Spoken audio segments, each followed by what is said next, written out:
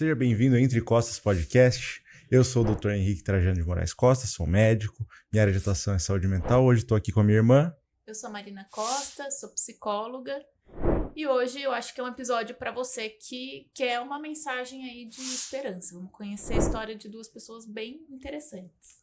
E hoje a gente vai conversar com duas pessoas que levam muito a sério o que o Jung falava do médico ferido, então do cuidador ferido, aquele que já passou pelas dores do paciente e cuida melhor ainda, porque entende a empatia. Hoje a gente está com o doutor Tiago Santillan, meu padrinho de casamento, amigo e neurologista e neuroimunologista, e também com a doutora Cíntia Mitucci,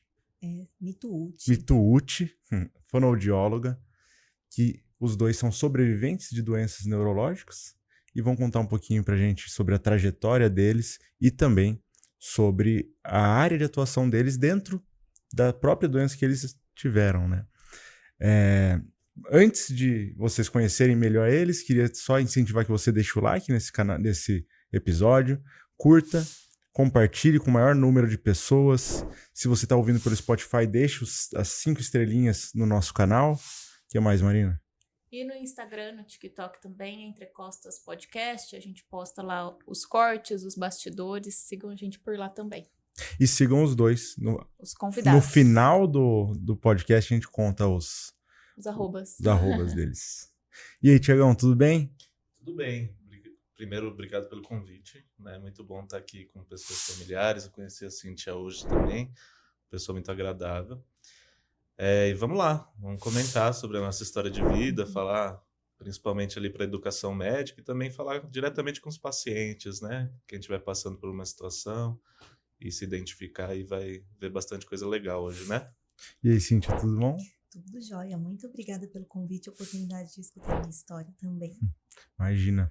Mas antes de escutar a história específica da doença, eu quero escutar a história de vocês, né? O Tiago é de São Paulo, nasceu em São Paulo. Eu nasci em São Paulo, apesar de ter um sobrenome Santillan, né? Minha família inteira é peruana, irmão, irmã, minha mãe e meu pai, mas eu sou de São Paulo. Então, meus pais vieram para cá, eu nasci. Eu falo até que eu vim, minha mãe estava grávida no avião, né? Eu brinco assim, não é verdade, mas sou o único que nasci aqui. Bom, eu sou de São Paulo, mas eu morei aqui 6 anos em Jundiaí, né? Onde eu fiz a faculdade de medicina, junto, inclusive, com o Henrique. E devido à minha história, eu quis fazer neurologia. Então, saindo da faculdade, fui me preparar para a residência de neurologia. Eu fiz lá em São Paulo, no IANSP, que é o Hospital do Servidor Público Estadual. E depois eu fui me especializar em neuroimunologia. E eu fiz isso no Hospital das Clínicas da Faculdade de Medicina da USP, né, onde eu trabalho como voluntário hoje também, ajudando os pacientes lá. O Tiago, ele é a única pessoa que conheço que tem um artigo científico publicado antes mesmo de entrar na faculdade, né? No caso, como paciente, né? Sim, sim. E a Cíntia, você é daqui de Jundiaí? Eu moro aqui em Jundiaí, mas eu tô aqui há cerca de 10, 15 anos, mais ou menos, não sei exatamente, e trabalho aqui desde então. Mas eu nasci em Marília, mais no interior de São Paulo, me formei lá também, e também fiz minha pós-graduação por lá também, lá na região ali de Bauru, e depois eu vim para cá, para trabalhar. A sua pós-graduação foi em quê? Em motricidade orofacial, em anomalias craniofaciais, no hospital da USP. Você já lidava com isso antes mesmo de ter um quadro neurológico? Sim, foi recente, né? Meu quadro, na verdade, foi o ano passado, não faz nem um ano. Então vamos começar na história já, né? Como que foi? O que aconteceu, Cíntia? Bom, eu estava treinando, né? Como sempre, eu treino diariamente, faço bastante atividade física até hoje. De repente, eu comecei a sentir um cansaço extremo e vontade de deitar. Achei que tivesse sido uma questão de hipoglicemia, alguma coisa assim, falta de açúcar por causa do treino, nem estava treinando pesado. Mas quando eu fui no carro, eu senti dificuldade na marcha. E aí, quando eu percebi que estava mesmo ruim, por conta da minha área, como eu sou fonoaudióloga, eu comecei a babar. E aí, eu saí do carro, tropecei, caí, não estava conseguindo abrir a balinha que eu estava tentando comer. E aí, avisei lá na academia, pedi para avisar o meu acompanhante que estava lá dentro, que eu estava passando mal. ele prontamente me levou para o hospital e aí eu constatei que estava tendo um AVC. Eu cheguei conversando, falando com as médicas, não desmaiei nem nada disso, estava super bem.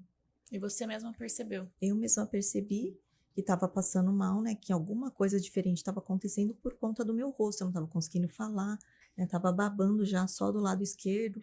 E aí no que eu caí, falei, bom, tô tendo um ataque cardíaco, AVC, sei lá o que tá acontecendo, mas tem alguma coisa grave acontecendo comigo.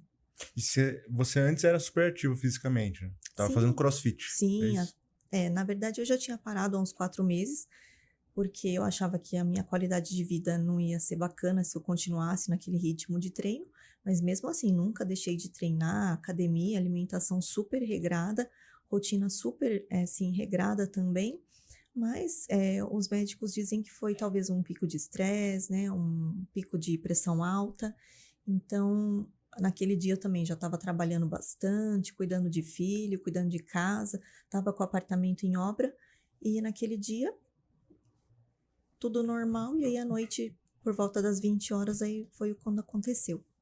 Entendi. E foi no hospital, daí você ficou internada por um tempo? Sim, fiquei na UTI, observação, né, 7 dias na UTI, depois fiquei em observação e fui para casa. E foi hemorrágico ou foi? Foi o hemorrágico. Então não dava para trombolizar, né? Disso eu não vou saber de fato. Não. Essa pergunta que o Henrique fez é importante, né? Porque a prevalência de AVCs, 80% deles são isquêmicos, ou seja, deixa de chegar sangue em alguma artéria que supre um território cerebral, e 20% são hemorrágicos, né? Então, por frequência, é mais frequente a gente ter o isquêmico. Independente do AVC que for, abaixo dos 50 anos é muito raro acontecer. Né? O AVC de qualquer forma. Mas a história dela mostra algo muito importante, né? Um sintoma que inicia de forma súbita. Então, de uma hora para outra ela estava bem e imediatamente acontece uma fraqueza, né, de imediato. Então, metade do corpo ali teve uma alteração súbita. Isso tem que levantar a suspeita imediatamente de um evento vascular. Até que se prove o contrário, trata como AVC. Até que se prove o contrário. Porque as doenças não vasculares, né, uma doença inflamatória, até um tumor crescendo, alguma coisa desse tipo, ele tende a ter uma instalação gradual. E é diferente a história da Cíntia, né? Ela estava bem e subitamente apresenta um déficit. Então isso é um evento vascular, pode ser isquêmico ou hemorrágico, até que se prove o contrário.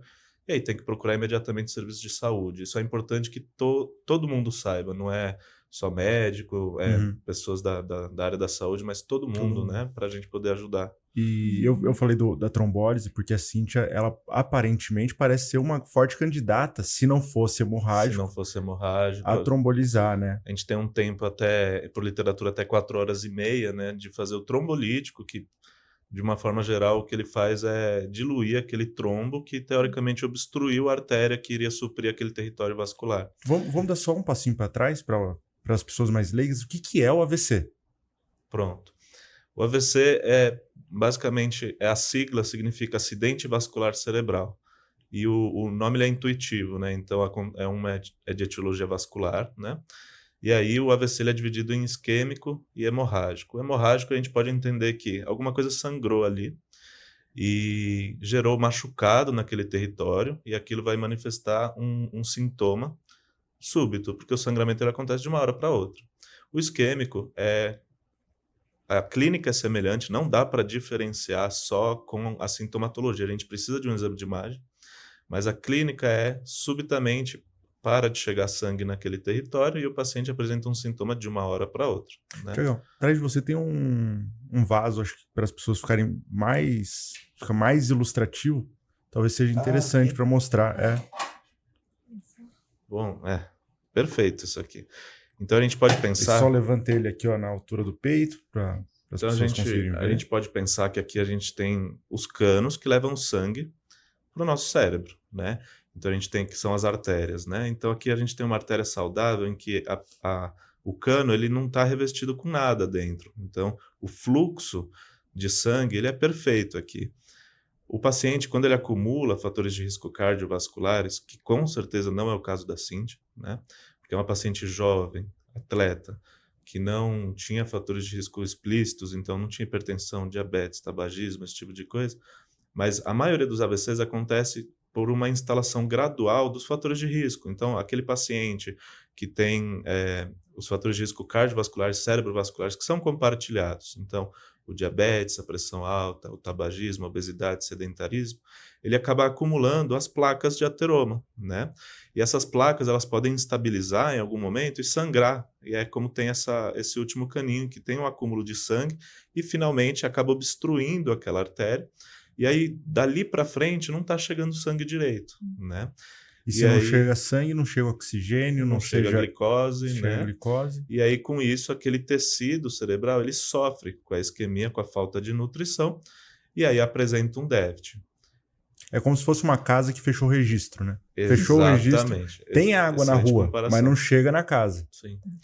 E aí a gente tem que correr, realmente, principalmente se for o isquêmico, para a gente poder tentar desobstruir, né? Se for um vaso, uma artéria mais proximal no pescoço, ou mesmo intracraniano, mas um vaso mais calibroso, existe a trombectomia. A gente pode abrir de forma mecânica quando há indicação. Então, é igual entrar com cateterismo, né? Exatamente. No coração. É um procedimento cirúrgico, mas não é uma cirurgia de abrir. É invasivo, né? Mas entra ou pela artéria radial ou pela femoral, chega até aquele vaso e abre. Então, existem tempos específicos para a gente poder fazer isso.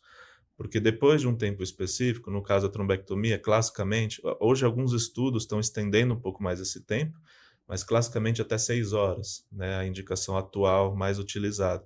Então, até 6 horas aquela artéria, se tiver indicação, ela pode ser aberta. E a trombólise até 4 horas e meia se for um AVC isquêmico, né? Acho que o que é mais importante a gente informar as pessoas é que teve algum sintoma, vai para o hospital. Sim, com certeza. E é importante incentivar que peça um exame de imagem. Sim. Né, Inclusive os médicos, né? Porque o fato da pessoa ser jovem, às vezes o médico ele tem a impressão de que tudo é psicológico. E esse é um grande problema, um enorme problema, na verdade. Porque as pessoas jovens também podem ter AVC, tá? As causas geralmente não são as mesmas, são outras, mas os jovens também podem ter AVC. E aí que está a pegadinha.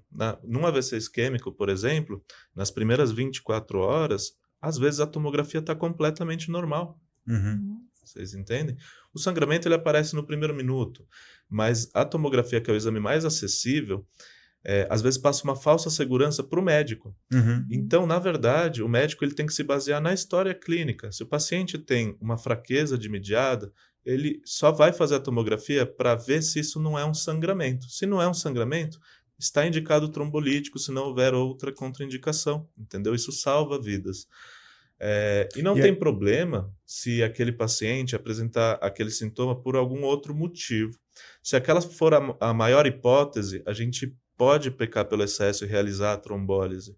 Existem estudos que mostram que a chance de você trombolizar uma doença mimetizadora, ou seja, o que é chamado na literatura de stroke mimic, é muito baixa.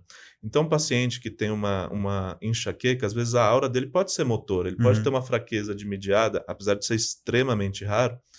Você deixar de trombolizar e acreditar que aquilo é só uma enxaqueca, pode ser um erro fatal. Né? Também a convulsão pode mimetizar. Exatamente. Né? Às vezes aquele paciente é encontrado desacordado e ele não mexe a metade do corpo. É muito fácil quando você enxerga a convulsão e você vê que aquilo pode ser o que é chamado de paralisia ditóide, mas quando você não presenciou aquilo, você não sabe o que está acontecendo, você vai trombolizar, entendeu? Porque aquilo vai impactar, principalmente em pessoas jovens, aquilo impacta em como a pessoa vai estar dali a alguns meses, né? E o AVC, as consequências dele são mais motoras ou tem a ver com a área do cérebro que aconteceu o AVC e o sintoma é correspondente com aquela área afetada? Tem a ver com a área do cérebro que é afetada, tá? Então, o nosso cérebro, ele é todo compartimentalizado, ele é organizado. Ele tem área motora, área sensitiva, área visual, tem áreas cognitivas. Então, assim, só que o AVC mais frequente é de artéria cerebral média. E a artéria cerebral média é uma artéria que ele leva irrigação para a área motora. É por isso que é mais clássico ser identificado um AVC quando o paciente tem uma fraqueza de mediado. E o cérebro ele é tão organizado que as fibras motoras do lado esquerdo do corpo, por exemplo, elas são inervadas pelo cérebro do lado direito. Então, quando o paciente chega no pronto-socorro, o médico ele tem que tentar topografar aquela lesão. Ele tem que tentar entender se existe algum sentido anatômico para aquele sintoma, né? Então, se a paciente tem uma fraqueza inteira do lado esquerdo, isso provavelmente tem uma lesão no córtex, na região superior da cabeça, do lado direito, né? Então, isso ajuda também o médico a entender onde está a topografia e a agir rapidamente, né? Só que é importante dizer que alguns AVCs, eles se manifestam de forma cognitiva. O paciente ele pode ter só uma dificuldade para falar se eu pegar uma área de linguagem, por exemplo. Então, o paciente não tem nada motor, mas você está falando com ele e ele não consegue externalizar. Já tive um caso recente, inclusive, uma paciente de 40 e poucos anos, em que ela foi deixada no trabalho pela filha, era às 7h30 da manhã, e às 8 da manhã ela começou a chorar, e todo mundo perguntando o que está acontecendo, e ela não falava. O que estava acontecendo com ela? Ela estava com uma angústia de não conseguir externalizar as palavras, mas ela estava entendendo tudo o que estava acontecendo. Pronto, já acharam que era... Pronto. E ela foi para o Ela hospital. sabia que tinha alguma coisa errada, mas ela não conseguia verbalizar o que estava. E o pior disso tudo é que ela foi para o hospital, ela foi avaliada por um médico, e o médico deu diazepam, porque claro que é uma crise de ansiedade. E ela ficou ali com tem uma coisa diazepam muito na veia. importante que a gente falou no episódio sobre ansiedade, que é crise de ansiedade é diagnóstico de exclusão. Uhum. A gente precisa avaliar infarto, AVC, o Henrique até falou sobre asma, né? Uhum. Outros quadros para depois chegar na crise de ansiedade. Brunão, você consegue colocar aqui pra gente uma visão anatômica do cérebro?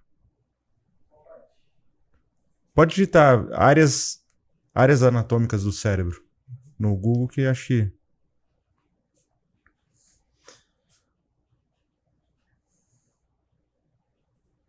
Mas o diagnóstico tem que ser de exclusão, ele tem que ser excluído. Então você tem que ter certeza que não é. Mas muitas vezes não aparece na imagem. Então, na dúvida, ideal é trombolizar. Sim. Medicamente falando, a gente é permitido a fazer isso. A gente pode trombolizar algo que simula muito um AVC, a gente tem dúvida se é ou não, a gente está permitido a fazer isso, inclusive o risco disso dar errado é muito baixo. E o ideal é fazer. E o ideal também é deixar esse critério para o médico, né? Sim. E idealmente, se tiver um especialista, muitos hospitais eles não têm acesso a neurologista. Uhum. Então a gente, neurologista, a gente passa um ano inteiro da residência só muito na anatomia, porque a gente topografa tudo que o paciente está sentindo, entende? Então a gente vê muito sentido nas áreas anatômicas, a gente tenta ver se aquele sintoma faz um sentido anatômico, e aí a gente tromboliza mesmo. Na dúvida tem que trombolizar. Essa paciente que eu estava comentando, ela chegou a ficar 24 horas no hospital e ela não foi tratada como um AVC mesmo. Aí ela é transferida de hospital já com uma fraqueza dimidiada no corpo, e ali fica muito mais óbvio que é um AVC, mas ela começou só com um déficit de linguagem, né? Uhum. Então é um caso bem ilustrativo. Não foi a parte motora, foi a parte do cérebro que mandava aquela informação. Sim, exatamente. A gente chama de afasia, né? Exatamente, então, é uma afasia. Aqui na tela a gente tem então a separação mais anatômica, bem didática, né, do cérebro das partes. Mas eu acho que se você encontrar um outro, Bruno, esse tá um pouco melhor, mas tem um outro que tá mais coloridinho, que mostra as áreas. Fala onde tem a área da visão, a área da fala. Então a gente tem mais ou menos aí a correspondência, né, Tiagão? Sim. E é interessante, quando eu estudei neuro na faculdade, eu ficava assim, abismada que cada volta do cérebro, ela tem uma função. E a do lado já é diferente, ela faz parte da mesma área, né? Sim, exatamente. E estudando anatomia, então, a gente tem aí as áreas correspondentes. Então, tem uma área que é responsável pela visão, pela área motora, pela audição. Cada pedacinho, né? Cada pedacinho é responsável por uma parte tanto sensitiva quanto motora respectiva, cada área específica ela é irrigada por uma artéria diferente. Sim. O que vai causar sintomas diferentes. Sim. Então, por isso que o Thiago está falando, por exemplo, não faz sentido uma pessoa que tem um AVC com sintomas visuais manifestar uma questão, um outro sintoma da fala, se não pegar outros territórios junto, né? Sim. Então a gente tem artérias principais, por exemplo, AVCs de cerebral posterior, geralmente dão alterações visuais, né? Então a gente se baseia muito na clínica para determinar a topografia e ver se isso faz um sentido anatômico. Mas a mensagem que tem que passar, principalmente para as equipes médicas, é sintoma súbito, independente do que for, pode ser algo atípico, né? Pode ser só um formigamento, mas se iniciou de forma súbita, está persistente, valorizar a queixa daquele paciente, né? Você não precisa saber em detalhes toda a anatomia e tudo mais. Isso é trabalho do neurologista, né? Do especialista. Mas valorizar principalmente a queixa daquele paciente e lidar como se fosse um evento vascular. Porque a gente tem que descartar coisas graves muito antes da gente pensar que é um sintoma psicológico. Né? Até porque esses sintomas não são intermitentes, eles vêm e ficam, E né? ficam. A crise de pânico, ela melhora em 40 minutos, 45 minutos, ela cessa. Sim. E aí a tendência que a pessoa não tenha mais sintomas é muito grande. Sim. E geralmente a crise de pânico vai gerar sintomas bilaterais, porque o paciente não conhece a anatomia, né? Então não tem por que aquele formigamento respeitar bonitinho metade do corpo, entendeu? Então são sinais ali que levam. Independente, gente, é bilateral, é algo súbito, pequem pelo excesso, porque até a consequência... uma pessoa que já teve uma crise, um AVC, e está tendo uma crise de pânico, ela pode manifestar aí Claro. sim os sintomas. Igual quem teve um infarto, manifesta dor no peito, irradiada para a esquerda, vem para o braço, face anterior, face medial. Sim. E às vezes o médico ele se apoia muito num exame de imagem. E aí vem essa coisa importante de que nas primeiras horas a tomografia é completamente normal. E aí faz a tomografia e fala, tá normal, vai para casa, né? Toma um diazepam e fica aí esperando. E esse é um grande erro que infelizmente ainda hoje em 2025, apesar de toda a disseminação de informação, infelizmente muita gente ainda comete. O Cíntia, e depois então, depois que você saiu do hospital, aí começa a sua própria área de atuação, né? Como que foi esse processo de reabilitação? Foi lá no hospital mesmo, né? Porque como muito ativa, já queria mexer o braço, a perna. Lá no hospital já estava fazendo exercício articulatório na face, porque eu fiquei com uma face bastante paralisada, né? Disartria, que é a fala mais lentificada. Disfagia ainda, que é a área da minha irmã.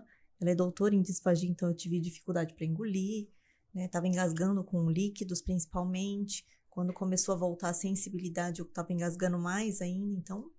prontamente já comecei a me auto-reabilitar e também fazer bastante fisioterapia, terapia ocupacional para voltar o quanto antes, né? É uma equipe multiprofissional, né? A Sim. fono, junto com a TO, junto com a físio.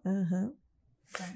E é importante essa fala dela de que a reabilitação começa dentro do hospital. No primeiro... durante o AVC já começa a reabilitação, né? Já tem que começar a pensar para devolver essas funções para o paciente o mais rápido possível. Até porque é lento, né? Apesar da Cíntia estar aqui só 10 meses, que você falou, mais Sim. ou menos, que teve AVC, e tá super bem, geralmente não é isso que a gente acaba vendo, principalmente quando pega idoso, né? Sim. Demora mais anos para ir recuperando. Sim. O que a Cíntia já recuperou em 10 meses. A recuperação é sempre gradual. A questão da disfagia, disartria são alterações muito frequentes no cenário pós qualquer evento neurológico, na verdade. E é importante a questão não só da reabilitação, mas de proteger também aquele paciente contra aspirações, né? Então, o paciente que está com aquela disfagia, a avaliação da fonoaudiologia intra-hospitalar é importante para prevenir que aquele paciente, em cima de um AVC, não faça uma pneumonia. Entendeu? Quem engasga, vem. Exatamente.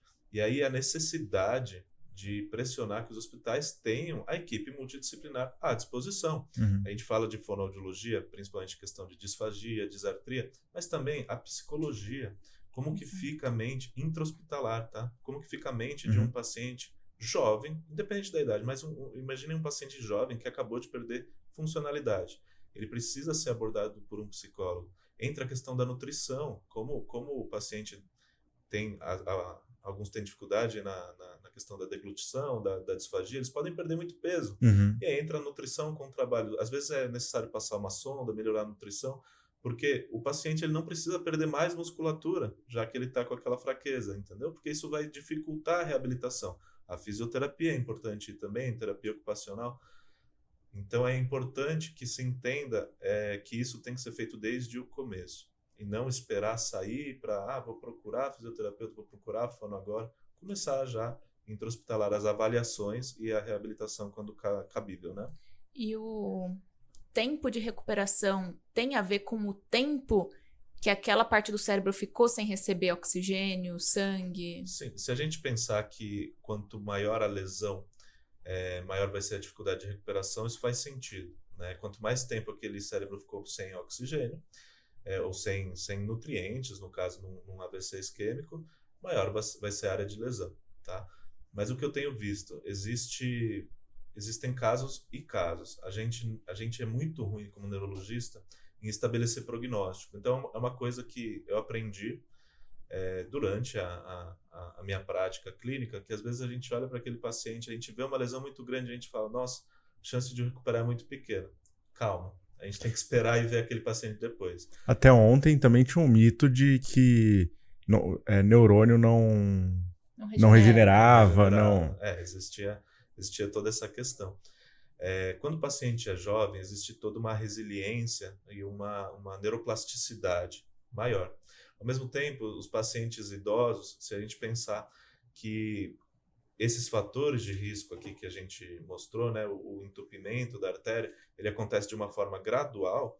O idoso, ao longo do tempo, ele vai criando alternativas vasculares, que são chamadas as colaterais, para tentar impedir que, se aquele vaso ele obstruir diretamente, tem alguns outros para segurar.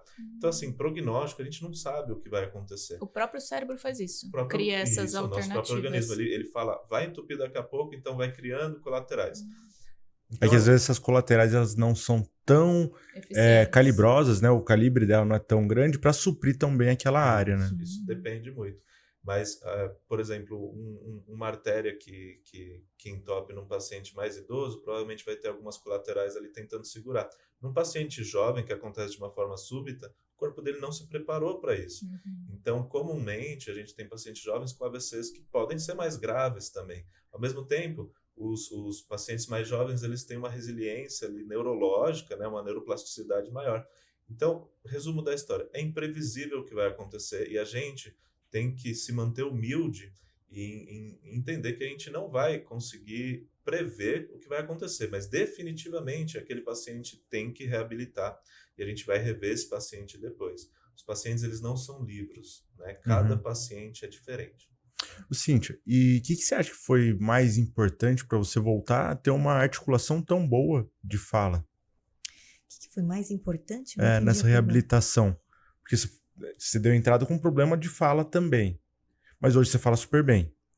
É que, na verdade, a área que foi afetada do meu AVC não foi muito a questão de linguagem, mas sim mas a articulação, né? A motora. Mas exercício diário, né? E eu não deixei de trabalhar. Um mês depois eu já comecei a trabalhar no consultório de novo, né? Mais remoto do que presencialmente, por conta da dificuldade motora, mas fazendo exercícios junto com eles também, diariamente, de manhã, à tarde, à noite, porque afinal de contas, a gente não pode parar de trabalhar, né? E é interessante isso, porque o paciente às vezes fica com preguiça, né? Ou desmotiva. Eu me coloquei nessa situação, exatamente. Né?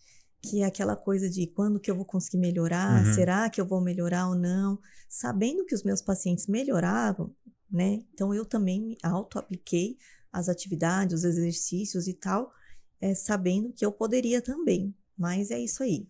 A gente, em determinado momento, começa a desistir, começa a querer parar de fazer. E eu, nesse sentido, parei e pensei, nossa, realmente, quando o paciente começa a ter preguiça e tal, se colocar no lugar do paciente. E foi aí que motivou para eu fazer um trabalho também voluntário, né? Como o doutor faz também um trabalho voluntário, para auxiliar essas pessoas que também sofreram AVC. Então, eu ofereço também terapias lá no meu Instagram, que é direcionado para as pessoas que têm sequelas na fala. Legal. E aí a pessoa, né, que está ali em tratamento com você, por exemplo, você passa os exercícios durante a consulta, mas é importante que a pessoa mantenha esses exercícios. Exato. Porque você falou, eu fazia exercício diariamente. Então não é só naquele dia, uma vez na semana, né? Ela Uhum. precisa continuar aquilo que ela tá aprendendo. Sim. Eu vou expor a Marina aqui, que a Marina fazia físio quando era criança. Era muito difícil, mas quando se trata de uma criança, né? Uhum. De fazer depois em casa É os difícil. exercícios. Mas isso é muito comum com os pacientes, né? Então, uma orientação que você dá faça exercícios diariamente, né? Mesmo os exercícios físicos. É difícil a adesão, né? Mas quando, principalmente assim, de que vê o resultado final, o caminho é difícil, mas o resultado você vê que é satisfatório, né? Sim. Que dá para reabilitar muita coisa. Existia, há muitos anos atrás, existia uma crença que a substância, a fluoxetina, ela tinha uma ação de remelinização, porque os pacientes que tomavam fluoxetina, eles reabilitavam mais. Mas, na verdade, não é isso. A fluoxetina é um antidepressivo, que quando o paciente está melhor psicologicamente, com mais vontade, às vezes não é nem preguiça, às vezes é uma questão de desânimo mesmo, Desmotivação. né? Desmotivação. Quando ele está melhor psicologicamente, ele reabilita melhor a parte de fisioterapia, de fonoaudiologia, tem mais vontade de fazer as coisas, e com isso ele tem um desfecho melhor. Então, na verdade, o importante é tratar todas as necessidades daquele paciente, inclusive a parte psicológica. Eu acho que a palavra que eu falei no início do episódio foi muito proposital nesse sentido, que é a de esperança. Porque, como você falou, às vezes a pessoa tá lá no hospital, acabou de receber um diagnóstico, ela tá com medo da vida dela toda ser comprometida, né? Naquele momento ali, nossa, tudo que eu planejei vai ser tudo diferente. E acho que aí vem a desesperança. Sim. Só que a desesperança compromete muito esse processo de reabilitação, Sim. porque é difícil, E aí, como é que eu sigo apesar da dificuldade, né? Essa é a questão. Exato. Eu só vou conseguir seguir apesar do sofrimento, apesar da dificuldade, se eu tiver esperança. Porque se eu não tiver esperança que eu vou melhorar, eu não vou seguir aquele processo. Que é o que você viu, né? No meu consultório eu vejo os pacientes melhorando, então eu também posso, por mais que tenha as dificuldades do processo, por mais que vai bater momentos de desânimo, mas se a esperança tiver ali no fundo, você segue, você continua. Acho interessante, uma tendência mundial hoje em dia, né? E nos hospitais mais de referência no Brasil, isso já é uma realidade, que é o profissional da saúde mental dentro da UTI, por exemplo. Para já começar essa mensagem da esperança ou da motivação para o paciente no leito da UTI, na pior fase, que é muitas vezes desassistido desse ponto de vista. E aí, né, aí depois eu acho que o processo terapêutico na terapia vai ser sobre ressignificar esse evento. Do isso acabou com a minha vida, ou eu posso viver apesar disso. A Cíntia, ela parece muito motivada, né? Principalmente no Instagram. Hoje você já faz atividade física? Já A voltou? primeira coisa que eu perguntei pro neurologista era quando que eu podia voltar a fazer atividade física. E uma das únicas coisas que eu lembro sobre isso é que com 18 dias pós-AVC foi o primeiro dia do meu treino, foi o melhor dia. Academia mesmo? Academia mesmo, né? Não tem como correr, não tem como fazer atividades de alto impacto, mas já estava bom para mim. Legal. E você percebe o ganho de força novamente? Como que é isso para você, essa reabilitação dentro da academia? Vocês falaram da importância do psicólogo dentro da UTI. Realmente, eu senti bastante falta disso, né? Porque você fica perdido, você não sabe o que você vai fazer, se a sua vida vai acabar, o que vai mudar dali para frente ou não, você vai conseguir trabalhar. Eu não sabia nem se eu ia conseguir andar. Então, era muito difícil para mim. Como eu sempre fui muito ativa, fazia até crossfit. Então, como é que uma pessoa vai ao banheiro de cadeira de rodas? Ou não podia ir ao banheiro? Na primeira semana, eu não conseguia ir ao banheiro. Isso foi bastante frustrante para mim. Eu realmente senti falta da psicologia lá no hospital.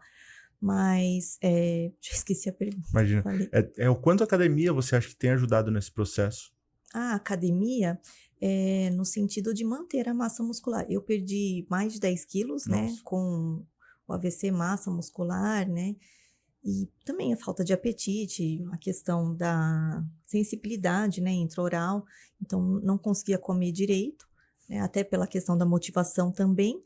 Mas a academia me ajuda bastante no sentido de fortalecer e continuar fazendo as atividades diárias, né?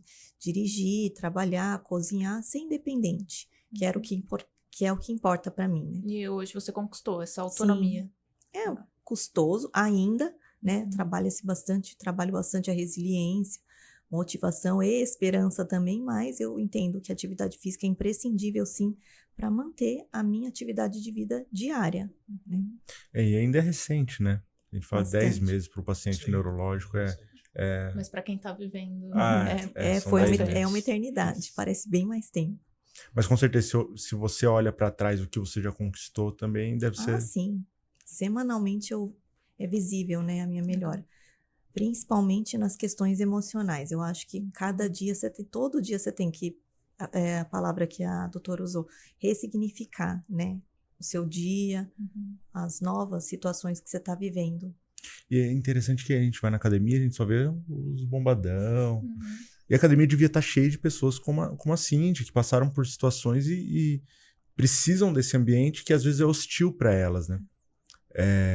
Não é raro, a maioria não, mas é muito comum na academia, por exemplo, ter escadas e não ter elevador. É verdade. Então, Eu fico feliz, assim, quando eu vejo pessoas diferentes É. desse estereótipo, né? Das pessoas que são fortonas, pessoas normais, pessoas que precisam da atividade física para ter saúde, quando o objetivo é saúde. tem uma pessoa que frequenta a nossa academia, eu não conheço ele, mas ouvi pela sua personal, né, que ele tem uma doença neurodegenerativa. É um jovem, deve ter seus 40 anos no máximo, mas ele vai todos os dias e com as dificuldades, ele tem dificuldade para subir a escada. A primeira dificuldade dele já é chegar aos aparelhos. Por isso que entra a resiliência. E nossa, eu acho muito inspirador ver que ele vai todos os dias no mesmo horário, ele tá lá. Agora vamos falar do Thiagão. O Thiagão também tem uma história de sucesso, de muito sucesso, surpreendente, né? E é interessante que a recuperação dele não acabou, né? Vai ser para sempre. Mas ele estava muito vivendo o processo de recuperação durante o início da faculdade, né? Sim. E o que aconteceu? Bom, Conta a história do início. a minha história, ela vem de 2012, né? Tem bastante tempo já, 13 anos no caso. Eu tinha 18 anos de idade, né? No caso, eu estava no segundo ano da faculdade de engenharia, né? E aí eu comecei a ter... O primeiro sintoma foi uma insônia em época de provas, né? Que é normal, né? Que é normal. Super natural. Eu ainda tinha aquela mania de estudar e madrugar. Virar a noite estudando. E aí eu fiz isso, só que passou a prova e eu não conseguia dormir. Foram 3, 4 dias de uma insônia assim, sem conseguir dormir nada. Até que eu deitava, né? E enquanto eu estava deitado ali, eu comecei a tentar achar a fórmula matemática para dormir. Então já começou com a primeira alteração psiquiátrica. E é uma frase que meus pais lembram muito, né? Eu fui até o quarto da minha mãe, acordei minha mãe no meio da noite e falei: mãe, não estou encontrando a fórmula para dormir, a fórmula matemática. Filho, deita aqui, né? O que está acontecendo? Vamos ver, né? E aí, conversando com ela, minha mãe me acalmando, tudo, só que isso foi progredindo de uma forma gradual, né? E meu quadro ele foi marcado por sintomas psiquiátricos no início, né? Então eu comecei a ter medo de ficar em casa sozinho, cheguei a fugir de casa achando que tinha alguém me perseguindo. Não fui muito longe, porque estava todo mundo em alerta, já que eu não estava legal. Só que eu referia que eu tinha um tremor no lábio, na região superior do lábio, do lado esquerdo, né? Só que isso não era visível, né? Eu sou de uma família de pessoas da área da saúde, né? Tem meu pai, meu irmão, minha irmã. E aí eles falaram, não, se ele tem algum sinal focal, deve haver algo neurológico. Então, o primeiro médico que eu passei realmente foi um neurologista, né?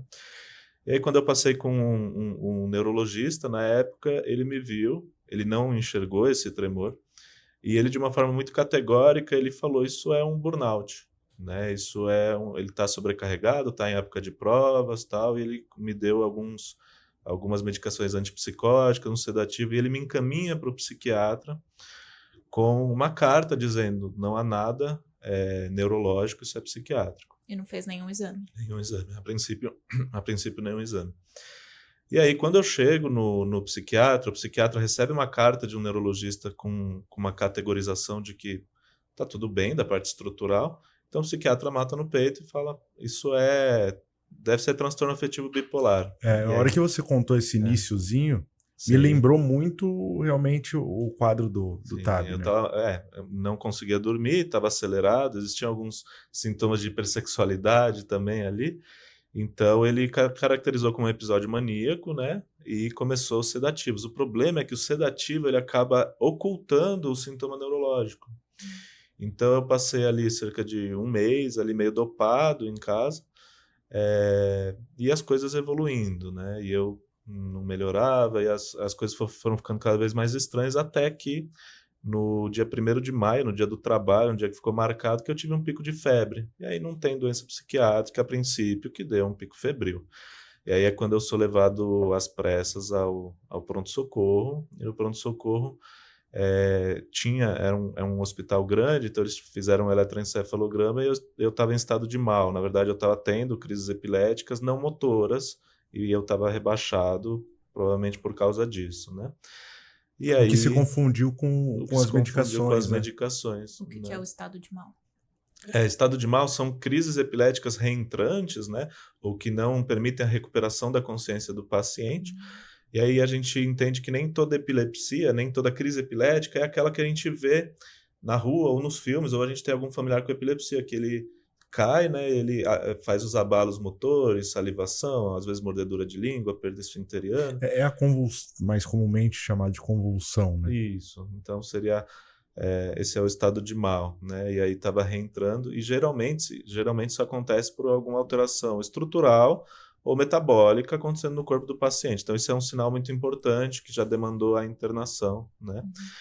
E quando a gente não consegue tirar o paciente das crises, porque o que acontece é uma hiperativação de regiões do cérebro, e quando o paciente fica reentrando assim, existe uma chance de você esgotar a resiliência cerebral, que seja, e acaba, entre aspas, né, fritando, né? Você acaba fritando o HD.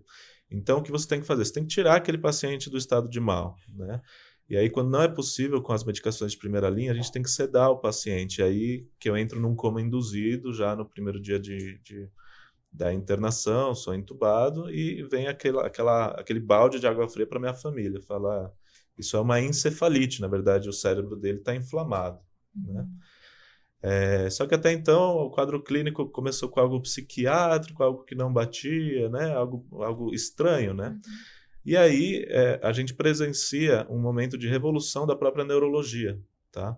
Então até os anos de 2005, 2007 não se sabia, mas começaram a aparecer evidências de doenças neurológicas, particularmente encefalites autoimunes. Tem um médico famoso hoje em dia, importantíssimo para a neurologia, Dr. Joseph Dalmau, que ele começa a descrever casos semelhantes de mulheres jovens que apresentam sintomas psiquiátricos proeminentes e aí subitamente elas evoluem de forma desfavorável e acabam falecendo.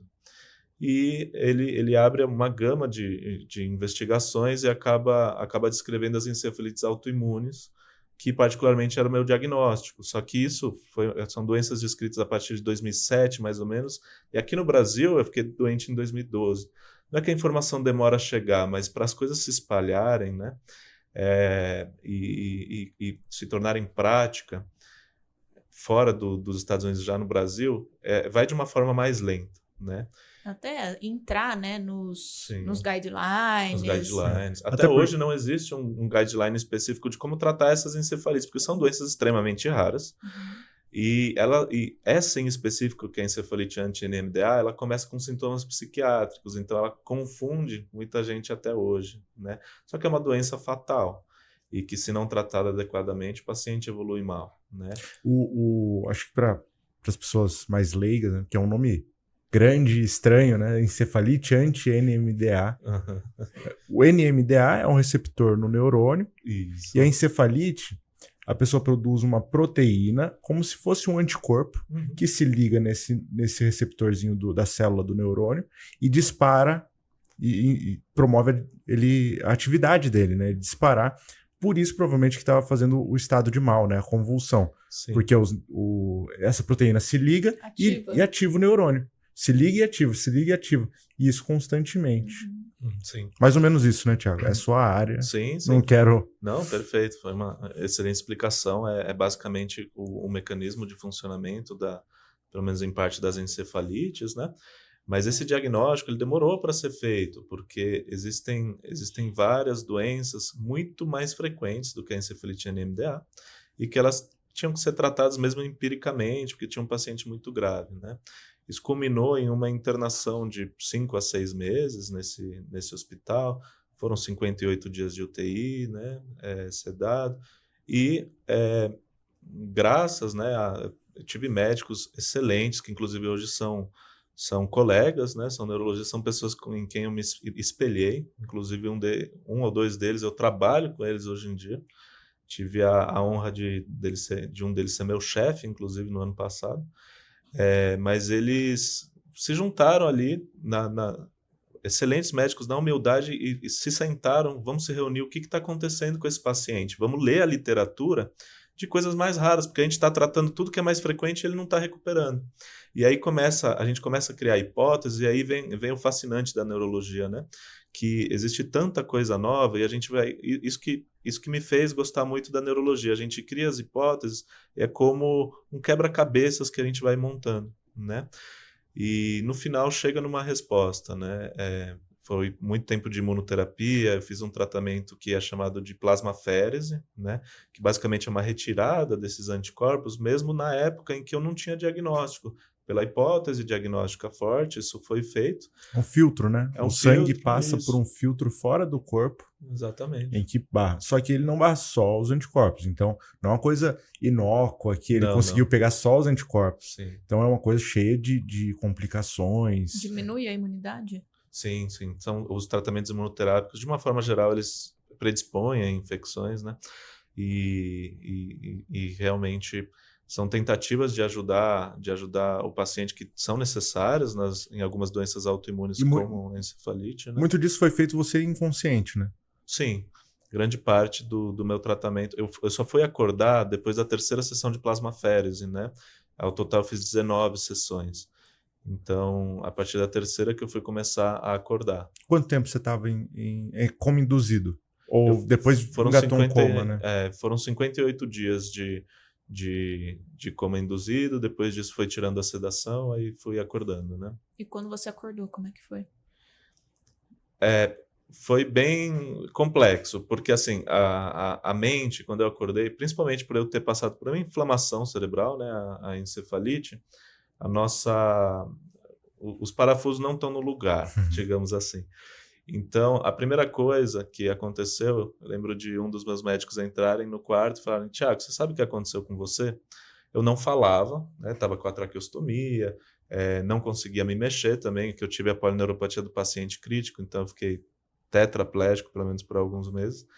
E assim, com sinais, ele ia dando as hipóteses, assim, o que eu achava na minha cabeça é que eu tinha passado por um acidente de carro, né?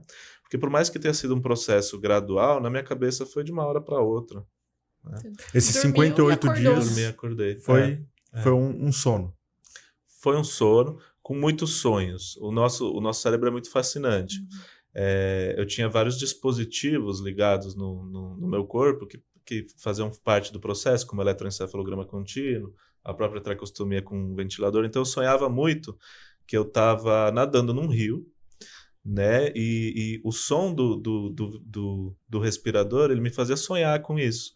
E aí na beira do rio eu via muito minha família, eu nadava, não conseguia chegar. Então no meu cérebro isso fazia muito sentido. E era a forma do meu cérebro interpretar, já que eu estava de olhos fechados e sedados, né? Os fios do eletroencefalograma sonhava muito com cobras que rodeavam ali minha cabeça, nunca me mordiam, mas ficavam rodeando ali minha cabeça.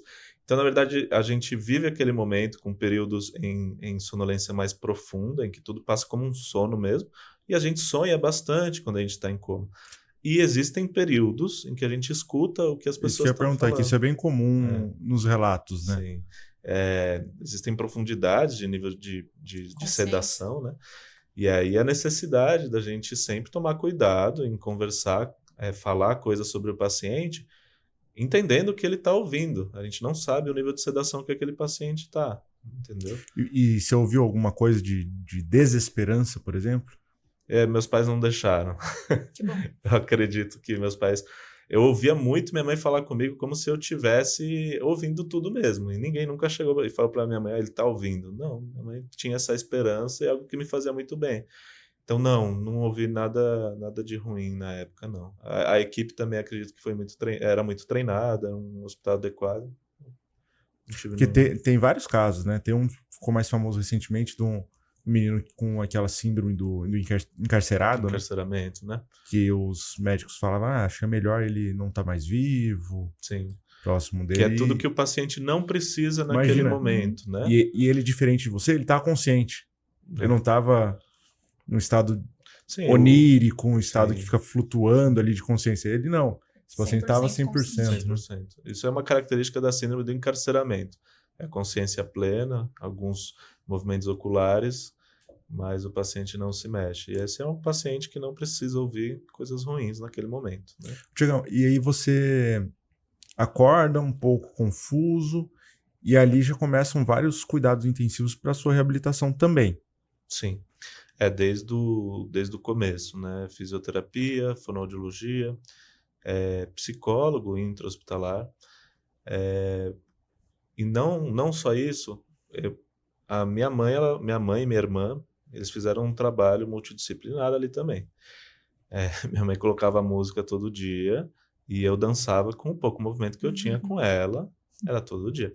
Minha mãe, inclusive, recebeu uma permissão para me acompanhar na UTI com exclusividade, porque naquela época, enfim, não podia estar 100%, mas minha mãe me fazia muito bem.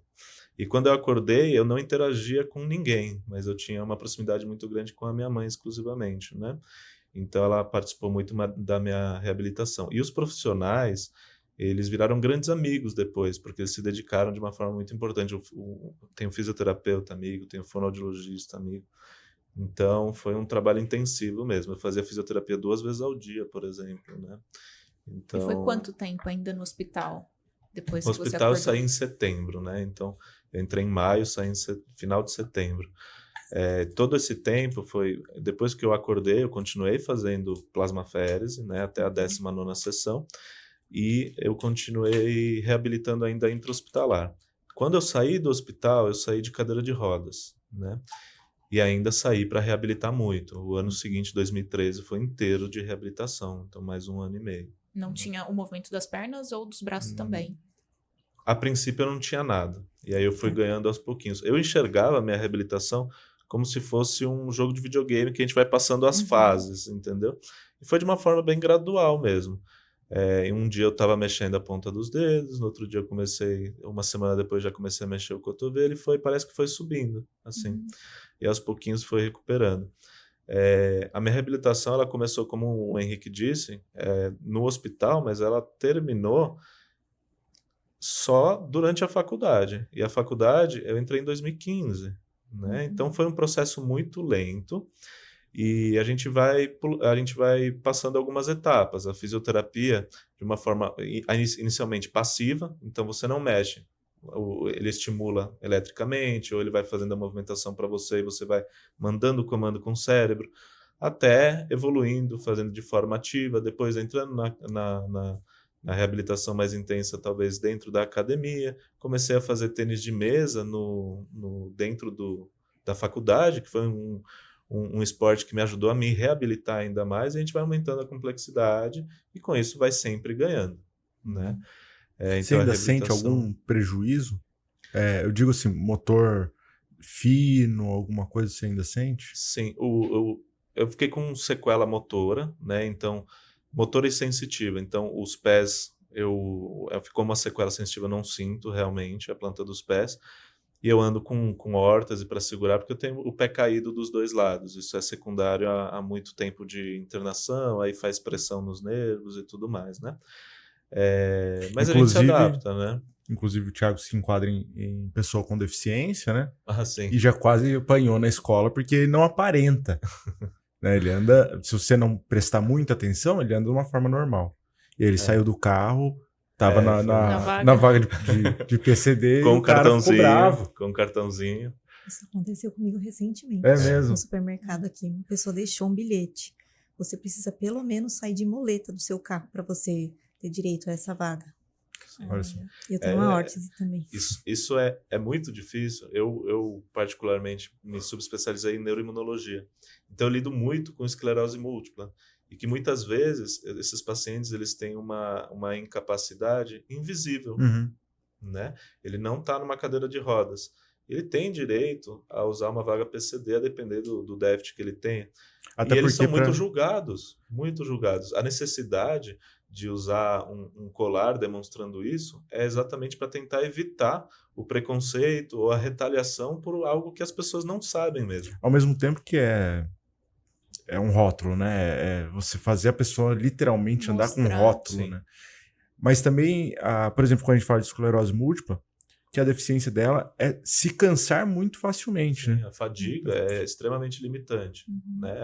É o sintoma que mais incomoda os pacientes. Já foram feitas pesquisas, pacientes com hemiparesia, hemihipoestesia, mas a fadiga continua sendo a queixa mais importante às vezes. Thiago. Acho que um ponto só que a gente está falando disso, né? Eu acho que ao longo da faculdade e da minha profissão, a gente aprende a trabalhar na gente o não julgamento. Né? Então, a terapia é um espaço de não julgamento. É um desafio, porque a gente tira conclusões o tempo todo. Né? Quando eu vejo uma cena, eu tiro uma conclusão, precipitada, obviamente, né? Mas meu cérebro gera uma interpretação sobre aquilo. E aí, a terapia, pra gente, né, pro profissional, é esse processo de eu vou entrar em contato com o outro, com a verdade do outro, com a história do outro. Isso não é sobre mim, isso não é sobre o que eu quero, sobre o que eu penso, né? Sobre a qualidade de vida do outro. Então, sobre essas deficiências que às vezes não é tão claro aos olhos das pessoas, que a gente seja tardio em julgar o outro. Acho que é um ponto muito importante, porque a pessoa já está lidando com as dificuldades que você nem imagina que ela está lidando. Então, se a pessoa foi em uma fila preferencial, se a pessoa parou em uma vaga específica, não vamos julgar, porque ela tem motivos para aquilo. Né? Seja o motivo uma emergência, que a gente não faz ideia do que está acontecendo na vida, seja, de fato, justificável ali, né? Então, só queria deixar o recado de sejamos tardios em julgar o outro. Acho que a palavra é empatia. Empatia. Né? Tentar, por mais que não seja visível, a gente tentar entender que aquela pessoa, principalmente se ela tem uma credencial, mostrando, né, tá estacionado, tá com o cartãozinho, entenda, né, que talvez pode ser algo invisível. Ô, Thiago, e vale pra Cíntia também, né? Nesse processo, o que foi mais difícil? Qual foi o ponto que você falou, nossa, aqui pesou? Eu acho que a Cíntia vai concordar comigo que o nosso psicológico é um fator crucial, né? Eu vou fazer uma comparação, né? Imagina que a gente está numa corrida, né? Corrida da vida, né? E a gente chega numa quilometragem ali que a gente para de correr. Quando a gente acorda ou quando a gente sai de um estado de doença, quando a gente está se recuperando, a gente vê todo mundo lá na frente, porque a vida não para, né?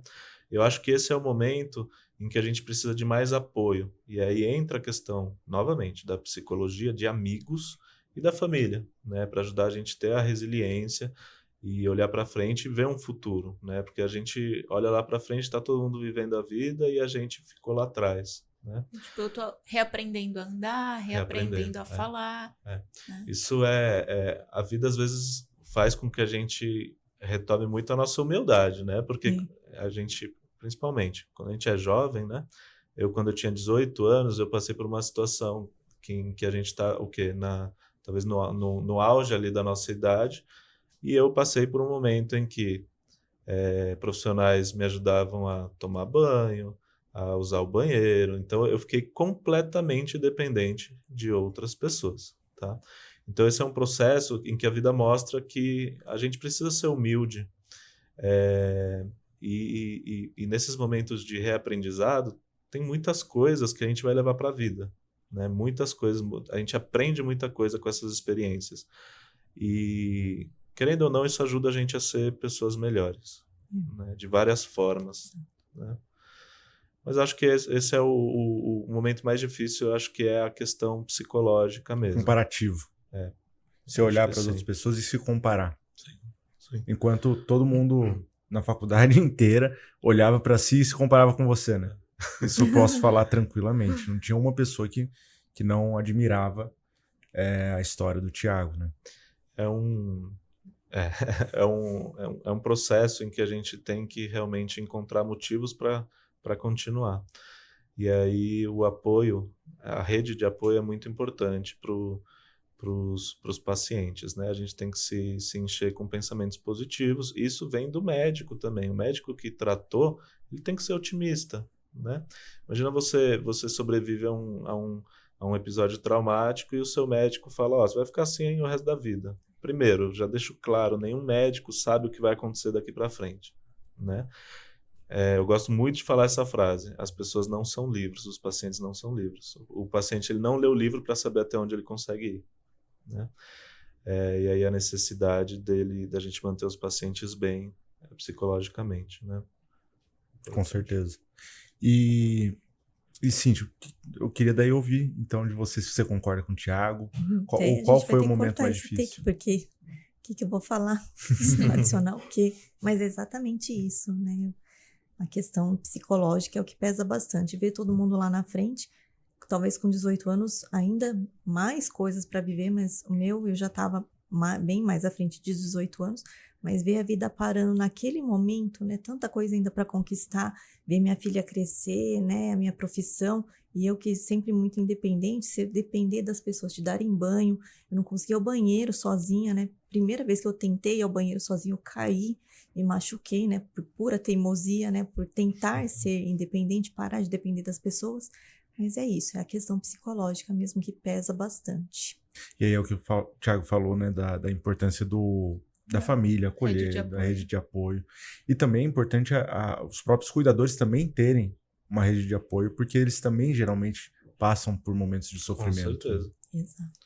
Com certeza. Imagino, por exemplo, para os pais dos dois, foi difícil ver os filhos naquela posição, só que eles têm que também dar a volta por cima de alguma forma e cuidar. Eles são cuidadores, mas eles também precisam também ser cuidados, doentes, né? Porque eu acho que, pensando às vezes no lugar dos pais, eles fariam qualquer coisa para eles estarem naquela posição ao invés dos filhos, né? Sim. Isso é uma lição que eu levo também para a vida, até a forma como eu trato a família dos pacientes, tá? Eu tenho a plena convicção, assim, o meu processo foi difícil, mas eu tenho a convicção de que o processo da minha família foi muito difícil também. Talvez mais difícil, arrisco dizer que sim. Porque o fato de você ver uma pessoa doente e não conseguir ajudar de alguma forma, o desconhecido machuca muito, né?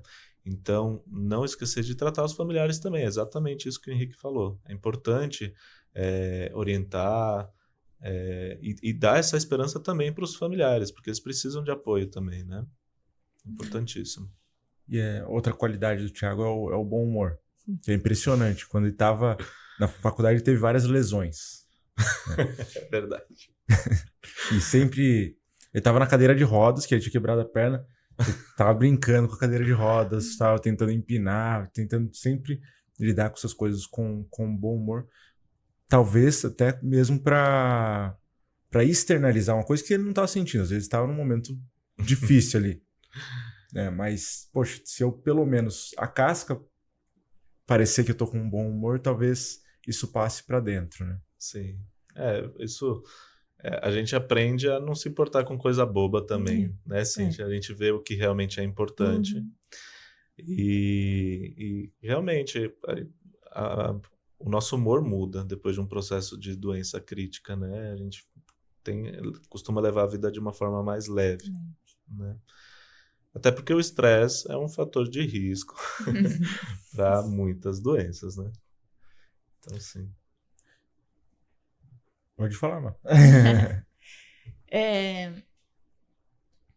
Então, foi um processo, né? A história do Thiago de recuperação no início da faculdade. Só que, na verdade, você acabou mudando de faculdade no meio desse processo. Foi. Né? Você não voltou mais para engenharia ou voltou? Não. Assim, eu estudava numa cidade longe da casa dos meus pais, né? E aí, por um processo burocrático até de distância, né, de programação ali, eu prestei vestibular de engenharia, até pensei em fazer de novo, passei e eu fui estudar na frente da casa dos meus pais, que ainda estava precisando de muita ajuda e tudo mais. Mas não durou um mês, assim, porque a minha mente era sempre... Na verdade, eu sempre quis fazer medicina, só que faltava um empurrãozinho. E aí o meu processo de doença me fez admirar muito, particularmente a neurologia, e aí eu tracei essa rota, fui apoiado pelos meus pais, falei, quero fazer medicina. Então eu zerei o cronômetro e recomecei em uma outra área, né? Mas foi uma decisão que foi tomada ali bem pensada, mas eu já estava querendo, já, na verdade, há um tempo, né? E foi uma decisão que você tomou a partir do momento que você sentiu que você conseguia ter minimamente uma autonomia, porque aí você ficou bastante tempo ainda Sim. na reabilitação. Eu fiquei cerca de foi 1 ano e meio, 2013 inteiro, e aí, na minha cabeça, eu não sei porquê, eu tinha a impressão de que eu não ia ser apoiado, então eu queria, mas não externalizava. Até o momento que eu estava na sala de reabilitação ali, eu falei, mãe, eu quero fazer medicina. Ela, jura?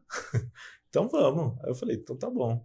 E aí foi um ano que eu aproveitei o momento em que, entre aspas, né, não tinha distrações, eu não estava saindo, a minha vida social estava meio parada, porque eu estava me dedicando à minha reabilitação, então era reabilitação e estudo, reabilitação e estudo. Então eu passei um ano me preparando, estudando bastante, e aí depois eu prestei vestibular, né? Então foi algo, eu planejei e eu tive um tempo ali para executar, né? Impressionante, né? Porque... E aí, vai, como você falou, né? Não cabe o julgamento, vai da história de cada um, mas passar por um estudo, um comprometimento para uma faculdade de medicina, ainda fazendo reabilitação, enquanto tem muita gente que não quer nem fazer academia, enquanto está fazendo o cursinho pré-vestibular, né? É impressionante mesmo. Foi uma época difícil mesmo, né? Não é fácil, mas a gente tem que traçar metas, né? E se planejar. E é esse pensamento. Eu via, se os outros conseguiram, por que eu não vou conseguir, né? Então esse pensamento que a Cíntia trouxe, eu vejo os pacientes recuperando, então eu também vou conseguir, né? É um processo lento, gradual, mas dá para chegar lá. Insistir, ter uma rede de apoio novamente, né? Importante. E aí você, no seu processo, ficou admirado com a parte da neurologia, traçou. E aí quando você chegou lá, quando você conseguiu concluir a neurologia, como foi para você? Quando eu terminei neurologia, eu fui fazer neuroimunologia, que é a parte da neurologia que trata as doenças autoimunes, que era meu plano desde o começo, né? E aí, mais frequentes é a esclerose múltipla, mas a gente também trata as encefalites autoimunes, que foi a doença que eu tive, né? Eu não me decepcionei. Eu acho que a neurologia ela é uma área que você tem muito retorno dos pacientes. Então a gente vê pacientes como a Cíntia, que passaram por um processo de doença grave e depois receber eles no ambulatório e ver eles se recuperando é extremamente gratificante, tá? A gente lida também com algumas doenças muito tristes que não têm cura, mas a gente aprende muito com os pacientes. Então, na questão da resiliência e tudo mais. Então, não me decepcionei. Eu acho que eu fiz uma escolha para a vida assim, que foi fundamental. E que talvez eu não teria trocado ali a direção da minha vida, talvez eu seria um engenheiro hoje, se eu não tivesse passado por um processo de doença. Então, eu acredito que as coisas acontecem por um motivo, acabou acontecendo, e hoje estou feliz com as minhas escolhas. Isso aconteceu exatamente comigo, porque se eu não tivesse passado pelo AVC, eu não teria chegado, talvez o meu consultório aumentou o faturamento em X% depois que eu tive AVC, porque eu também tinha planos desde o começo, e aí parece que o AVC foi um marco, que daí eu consegui parar, ver o meu plano de fora e conseguir organizar algumas coisas, né? E hoje eu estou conseguindo chegar onde eu queria no plano. E realmente foi um divisor de águas a minha doença. Eu conto isso também bastante, falo bastante sobre isso. Às vezes a gente tem pressa nas coisas, né? Eu respondendo por que eu fui fazer engenharia se eu queria fazer medicina. Porque eu passei na engenharia, eu tinha 17 anos, eu queria tudo para ontem, né? E aí chega a vida e fala, não, você vai ficar de cama 1 ano, vai reabilitar 1 ano e com calma você vai fazer sua medicina. Então a gente não pode ter pressa, né? cada coisa tem seu tempo. Eu acho que não é exclusivo só da geração atual, mas de todos que vivem hoje em dia, justamente esse sentimento, né? De que era tudo para ontem. Imediato, né? Imediatista. Eu vejo os jovens hoje em dia e eu falo para eles, calma. Não existe... Não é o fim do mundo se não passar no vestibular esse ano, calma. E pior que ano que vem, quem não conhece a sua história fala, ai, o que ele tá falando, né? Você já chegou lá, para você é fácil, né? Como se se tivesse sido. Ô, Cintia, você falou agora, né, como ter passado pelo AVC mudou um pouco a forma que você enxergava. Como mudou? Acho que a ótica, a partir do momento que a gente para, desacelera, não tem pressa, a gente consegue visualizar a situação, né, tanto da família, né, de como eu me enxergo, né, a forma como eu me enxergo é diferente hoje. Então, hoje eu me visto diferente, né, eu me porto diferente, estou fazendo um esporte diferente, meu consultório está extremamente diferente desde então, né, a maneira como eu me relaciono com a minha família, né, então tudo isso mudou. Acho que muita coisa muda a partir do momento que você para, desacelera, né, e vê as situações de uma outra ótica, eu acho. Eu sou psicóloga, então vou continuar perguntando. Acho que é um processo, né, justamente que a gente falou, a parte psicológica, talvez a mais desafiadora, não que a física também seja, né?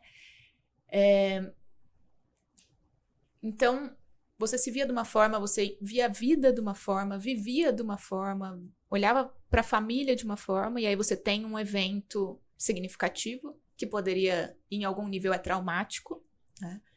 E você ressignifica isso. Então, você passa a olhar para a vida, para você, de outra forma. Eu acho que isso tem muito a ver, né? Olhar para si sobre autoestima, autoimagem, né? Os pensamentos que eu tenho sobre mim, como eu me vejo, como eu vejo a minha capacidade. E você superou um baita de um desafio aí no último ano, nos últimos meses. Como você se vê hoje? Eu tô super feliz, me sinto realizada, inclusive, e eu sou grata. Hoje é até estranho falar, né, que eu passei por esse evento, porque muita coisa, com certeza, não ia acontecer se não tivesse sido por esse evento, com certeza. Eu ia estar acelerada, ia estar no mesmo pé, né, trabalhando e correndo atrás do rabo, né, com certeza ia estar nesse pé. Então, fortaleceu a forma que você se Com vê, certeza. ter passado por esse desafio. Legal. E agora do Thiago, né? E agora, Thiago? E aí, Thiago, depois de todo esse processo, assim, como é que mudou a forma que você se vê? Bom, eu acho que todo o processo que a gente passa, como eu disse, eu vejo um motivo para as coisas acontecerem. E eu me vejo uma pessoa melhor, na verdade, né? Eu acho que eu aprendi muita coisa que eu levo tanto para minha vida pessoal quanto para minha vida profissional, que acaba que casa, né? Hoje em dia, como eu trabalho com pacientes que muitas vezes passaram por uma situação muito semelhante, eu atendo pacientes que passaram exatamente pela mesma doença. Então, o fato de eu me identificar, eu não conto para todos os pacientes, eu tive o que você teve. Não, mas eu tento abordar aquele paciente como eu gostaria de ser abordado na época em que eu estive doente. Então, isso mudou muito a minha prática profissional, isso desde a época da faculdade. Eu acho que eu sou uma pessoa muito otimista hoje, porque a gente vê todo o processo, não tem como a gente não acreditar que as coisas podem ter um bom desfecho, né? E eu sou muito grato, eu sou uma pessoa que agradeço muito a segunda oportunidade que eu tive, né? Eu acho que tudo isso faz com que eu leve a vida de uma forma mais leve, né? Então isso me mudou bastante mesmo. Legal. É interessante falando um pouco que o Thiago, os dois, né, estão falando, né? Mas é que a dor que você está sentindo, o outro pode ter passado pela mesma situação, mas não é a mesma, né? Então não adianta você chegar pro seu paciente que está passando pela mesma situação e falar assim, eu entendo o que você está passando. A gente pode até ter um contato e fazer e ter uma noção do que ele está passando. Mas a dor, quando você está sentindo, nunca vai ser a mesma. Nunca vai ser a experiência individual. mesma. Realmente, a experiência é individual. O que a gente pode fazer é tentar evitar o sofrimento daquele paciente. Então a gente sabe, quando a gente passa por uma situação ruim, a Cíntia deve ter passado por um momento ou outro que ela viu, isso aqui é absurdo o que está acontecendo nesse hospital. Então eu não vou cometer isso com os meus pacientes, entendeu? Ou então gostaria que a comunicação tivesse sido melhor nesse sentido, então eu vou me comunicar melhor com os meus pacientes, entendeu?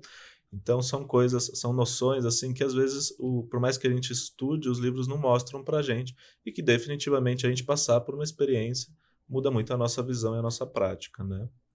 Eu queria que vocês dessem uma palavra de encorajamento, de esperança, que vocês aprenderam com o processo de vocês, às vezes para as pessoas que estão passando por uma situação semelhante, elas mesmas, ou um familiar, ou que não seja uma situação exatamente parecida, mas desafios na vida. Como elas podem encarar esse desafio da melhor forma?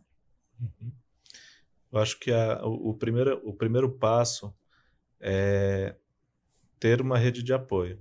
Então, na dificuldade, pedir ajuda, né?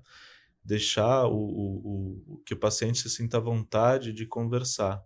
Isso pode ser tanto com um profissional, um psicólogo, mas pode ser um amigo de longa data, né? Pode ser um familiar, pode ser mãe, pode ser irmão, né? E a mensagem é de esperança, né? Independente do processo de doença, existem formas, mesmo para doenças incuráveis, existem formas de diminuir o sofrimento, né? Então, ter a esperança, ter essa rede de apoio é importantíssimo. Então, sempre ser otimista, né? E otimista é diferente de não ser realista, né? Existe a necessidade das coisas serem claras e tudo mais, mas o sofrimento, ele sempre vai conseguir ser diminuído, independente da situação, se o paciente estiver bem assistido. Então, o paciente também tem que pedir ajuda. E às vezes o paciente não vai pedir e o familiar tem que identificar, ou o amigo, ou o psicólogo tem que identificar que aquele paciente está precisando dessa ajuda e tentar ajudar da melhor forma. Para quem não está passando pelo processo de doença, a palavra é empatia, e para quem está passando pelo processo de doença é esperança e resiliência, eu diria isso. Aí fica difícil falar, já que o doutor já falou tudo, né? Mas eu adicionaria, no meu caso, a questão da humildade. Né? Você ter humildade de se enxergar de uma forma diferente, né? Como você falou, ressignificar e se colocar numa situação que você tem humildade de entender o seu novo cenário, né? Acho que é importante, foi importante para mim, né? Me colocar num cenário de humildade, né, e entender que eu preciso da rede de apoio, entender que eu preciso da outra pessoa, e não tem nada de mal pedir ajuda, né, desacelerar e pensar que você também pode precisar, né. A gente vive em comunidade por algum motivo, né? O ser humano precisa, né? Então tá bom. Marina, quais são suas considerações finais, então? Eu acho que são histórias inspiradoras.